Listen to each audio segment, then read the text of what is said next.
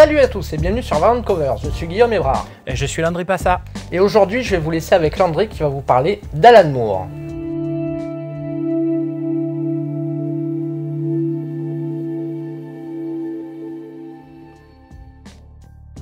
Alan Moore, le brillant scénariste anglais de comics, n'avait plus depuis longtemps une actualité médiatique aussi intense. Mais pour la publication de son roman nommé Jérusalem, l'anglais de Northampton fait la une de beaucoup de grands médias français. Nous allons donc en profiter pour revenir sur son immense œuvre. Né en 1958, Alan Moore est de cette génération ayant découvert les premiers comics Marvel et le renouveau des personnages d'ici. Pour lui, la bande dessinée est d'ailleurs un point d'ancrage fort de la culture des classes populaires dont il est issu. Il participe dans les années 70 et 1980 à l'intense bouillonnement créatif de la bande dessinée anglaise dans l'hebdomadaire Warriors, 2000 AD et Doctor Who Weekly, où il signe des récits de SF déjantés, post-punk, imprégnés de ses réflexions sur le monde. A noter que l'on a droit en France chez Soleil à une traduction française en plusieurs volumes des plus marquants de ses récits de l'époque. C'est une lecture fortement recommandable où l'on découvre des aliens qui remodèlent les continents de la Terre pour former le mot fuck et autres joyeusetés qui préfigurent l'ensemble des thèmes que traverse le scénario d'Alan Moore. À savoir une grande culture, une réflexion sur la violence et sur le statut métaphysique d'un personnage de bande dessinée. Moore est dans l'esprit du temps. En France, la SF post-punk triomphe dans le magazine Métal Hurlant, tout comme de l'autre côté de la Manche. Et maintenant, ses œuvres majeures. C'est dans le magazine Warrior qu'il signe son premier grand récit de super-héros avec Marvel Man, qui deviendra aux États-Unis Miracle Man pour une question de droit. Et dans le reste du monde aussi d'ailleurs. Beaucoup de dessinateurs se succèdent, mais les deux principaux sont Gary Leach et Alan Davis.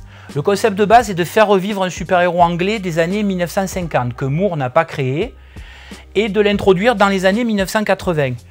Le héros obtient des pouvoirs en utilisant le mot magique Kimota. Marvel Man fut créé dans les années 1950, quand la série américaine Captain Marvel fut arrêtée suite au procès que DC Comics fit à l'éditeur Wiz Comics pour plagiat de Superman. Le scénariste confrontera son personnage à des ennemis tels que la Gestapo scientifique du futur, ou alors Young Miracle Man, son sidekick devenu un milliardaire maléfique, des extraterrestres métamorphes et bien sûr les services secrets britanniques de Madame Thatcher. Moore s'interroge sur la nature surhumaine de son personnage, confronté à la fragilité des vraies personnes. Pour sauver l'humanité, Miracle Man devient tout simplement un dieu, renonçant du même coup à ce qui fait l'homme.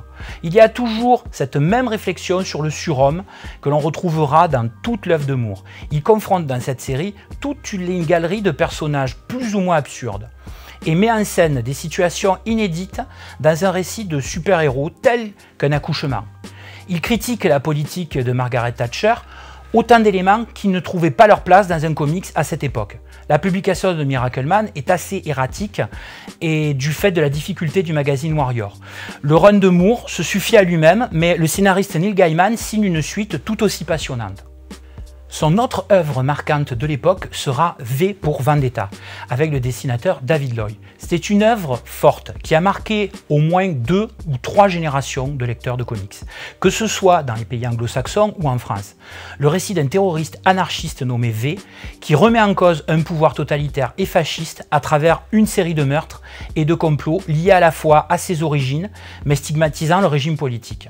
Possède des thématiques toujours d'actualité 20 ans après la première publication. Cette BD sera adaptée au cinéma en 2006, inspirant toute l'imagerie des Anonymous. V est un personnage anarchiste dans une Angleterre post-Thatcher qui a viré dans un régime fasciste suite à une guerre nucléaire. La société est sous contrôle dans tous ses aspects et V, sous son masque de Guy Fawkes, va détruire méthodiquement ce régime en retournant tous ses moyens contre lui. Pour Moore, le principal ennemi de la dictature, c'est la dictature elle-même, qui ne peut pas lutter avec la liberté. L'auteur exprime ici ses idées libertaires. Il faut bien comprendre que c'est un esprit rebelle, ce qui lui a fermé les portes des plus grands éditeurs américains, qui l'ont pourtant énormément fait travailler à la fin des années 1980. Aujourd'hui, l'imagerie des Anonymous est intimement liée à cette bande dessinée et à ce film. Son travail le plus ambitieux restera sans contexte Watchmen. Dans une Amérique dystopique où le président Nixon est en est à son 3e mandat, les super-héros sont interdits pour faire face à une sombre conspiration. Des personnages vieillissants doivent à nouveau enfiler les collants pour une ultime bataille. Là encore, c'est tout un métatexte qui est imaginé par l'auteur sur la divinité, la puissance et l'humanité. Le cinéaste Zack Snyder adaptera Watchmen au cinéma, en modifiant très légèrement la conclusion finale. Tous les personnages de Watchmen sont des réinterprétations issues de l'éditeur Charlton Comics que DC avait racheté. Devant la radicalité du récit, l'éditeur ne voulut pas que les personnages originaux soient utilisés dans la maxi-série. Finalement, le hibou, le spectre soyeux, le comédien et Dr Manhattan auront encore plus de personnalité que leur modèle de base. En 1985, la guerre froide met l'horloge de l'apocalypse à minuit moins 5. Pour info, nous en sommes en 2017 à minuit moins 3. Le monde est au bord de la destruction et l'Amérique ne doit sa suprématie qu'au Dr Manhattan, qui est avec le comédien le seul super-héros autorisé. Manhattan est aussi le seul à avoir de vrais pouvoirs qui font de lui un dieu. Dans le monde de Watchmen, les comics de Superman n'ont pas eu de succès et ce sont les comic books de pirates qui ont la faveur du public. Rorschach est un super-héros traumatisé par ses aventures qui devient un clochard au service d'une justice impitoyable. On le suit dans ses enquêtes de la mort du comédien qui cache une conspiration menée par le super-héros à la retraite Ozymandias, l'homme le plus intelligent du monde. Watchmen est la synthèse des idées de Moore sur les personnages de super-héros. Là tout de suite, nous allons parler de ses dernières productions et de notre conclusion. Quand Moore réalise qu'il ne possède pas les droits d'auteur pour ses créations chez DC Comics, il prend ses distances avec le milieu de l'édition, mais signe quelques séries passionnantes qui sont parfois des œuvres de commande, telles que Wildcats et Supreme, un héros ringard de Rob Liefeld, avec lequel Moore joue à ressusciter Superman classique, qu'il avait d'ailleurs lui-même tué, et d'autres plus personnels comme From Hell avec Bruce Campbell au dessin, qui est son interprétation de Jack l'Éventreur, où Londres devient une métaphore magique expliquant tous les crimes du serial killer. C'est un récit passionnant et très érudit sur la capitale de l'Angleterre. L'adaptation en film ne lui rendra malheureusement pas justice comme pour la plupart de ses œuvres, bien trop complexes pour le cinéma. Pour Wildstorm, il crée aussi une gamme de comics nommée ABC, pour America Best Comics. Quand DC rachète le studio de Jim Lee, Moore, qui s'était juré de ne plus travailler pour DC ou Marvel, va progressivement se désintéresser de ce label pour lequel il créa tout de même des personnages et des séries aussi fortes que Tom Strong, la Ligue des Gentlemen Extraordinaires et toute une gamme de personnages plus ou moins inspirés des comics des années 1960. La Ligue des Gentlemen Extraordinaires met d'ailleurs en scène Nemo, l'Homme Invisible, Milena Harkness et le Dr Jekyll. L'idée derrière cette série, c'est que les personnages du 19e siècle sont les ancêtres des super-héros modernes. Toujours pour ABC, il crée la maxi-série Top 10, où on suit la vie de policiers dans une ville où tout le monde possède des super-pouvoirs. La fin de carrière d'Alan Moore, en tant que scénariste de comics, est basée sur la liberté de choisir les histoires qu'il veut écrire. Sa dernière bande dessinée marquante est Lost Girl. Il s'agit d'une bande dessinée érotique, mise en image à la peinture directe par Melina Gebbie, qui est la compagne d'Alan Moore. Ce livre particulièrement volumineux et illustré avec un soin du détail absolument ahurissant est la parfaite illustration de l'esprit libertaire de l'auteur.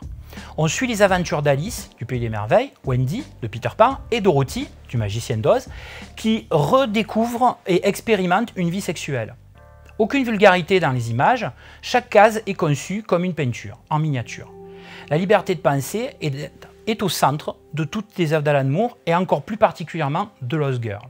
Pour le mot de la fin, j'aimerais vous rapporter les paroles de Moore issues d'une interview passionnante publiée sur le site du magazine Le Point pour la promotion de son roman Jérusalem.